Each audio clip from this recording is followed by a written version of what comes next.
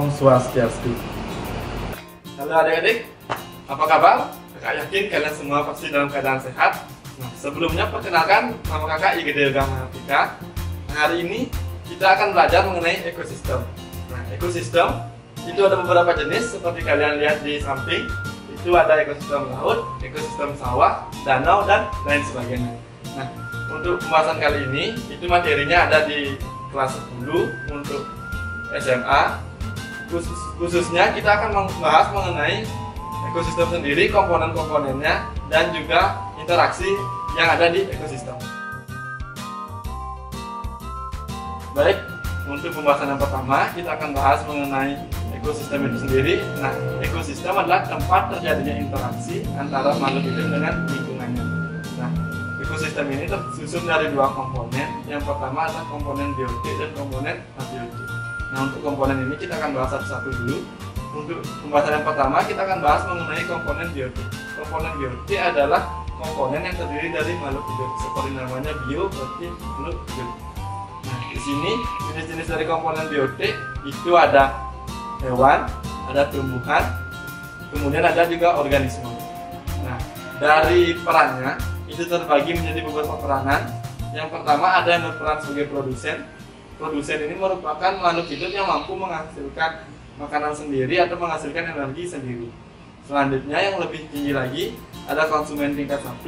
Konsumen tingkat 1 merupakan makhluk hidup yang memakan produsen itu sendiri untuk mendapatkan suatu energinya. Untuk makhluk hidup yang menempati konsumen tingkat 1 ini adalah hewan-hewan yang berjenis herbivora, pemakan tumbuhan.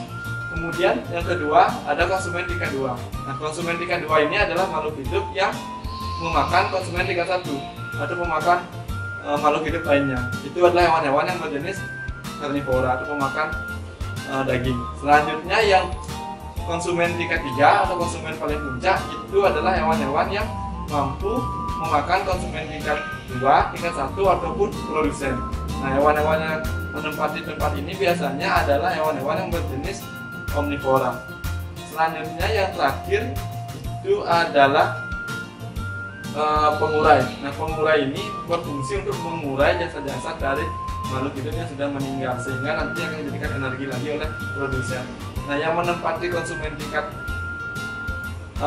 pengurai ini adalah makhluk hidup yang berukuran kecil atau mikroorganisme, sehingga nanti setelah diurai akan menjadi tenaga bagi produsen itu sendiri. Begitulah perputaran energi pada komponen biotik.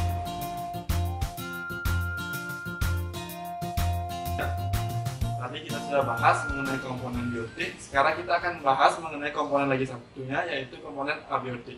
Nah, jadi komponen abiotik merupakan komponen dari ekosistem yang akan membantu proses kehidupan pada suatu ekosistem itu sendiri.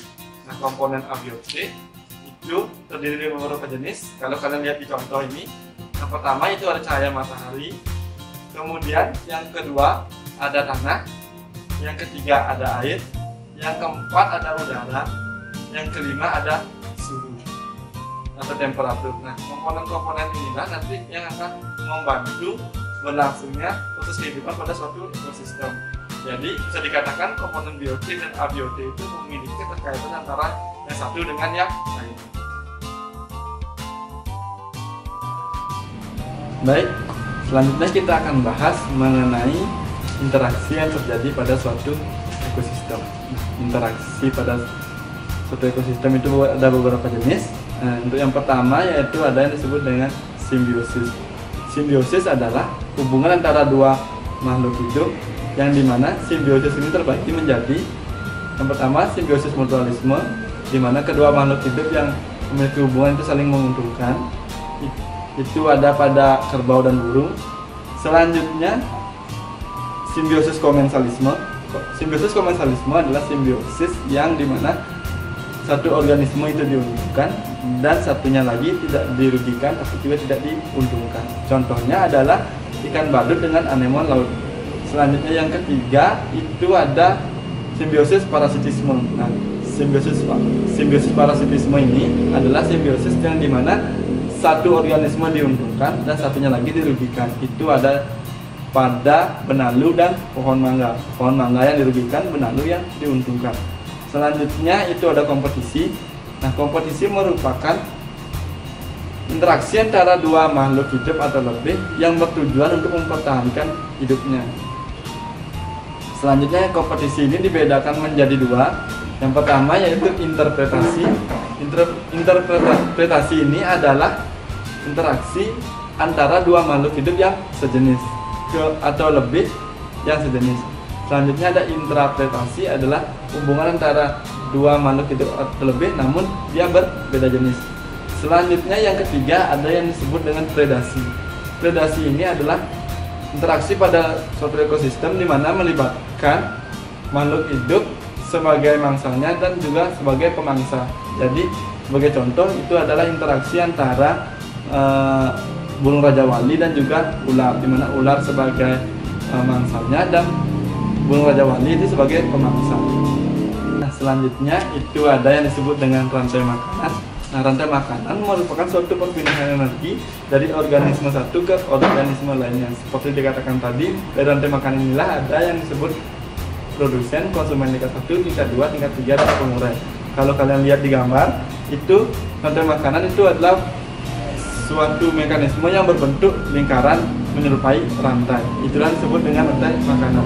Selanjutnya ada yang disebut dengan jaring-jaring makanan.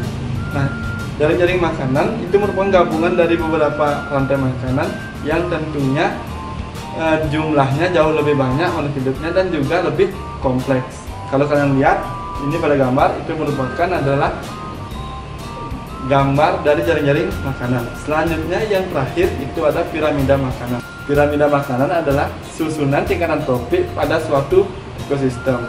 Piramida makanan, jika dikatakan dari bentuk piramidanya, yang paling bawah itu merupakan produsen dan yang paling ujung itu merupakan konsumen tingkat 3 atau yang konsumen puncak.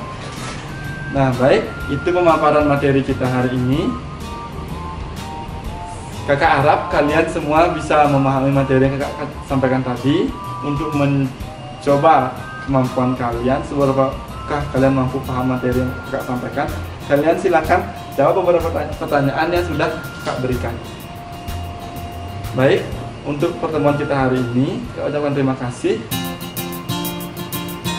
Semoga kita akan selalu bisa bertemu di pertemuan-pertemuan. Om Santi Santi Santi.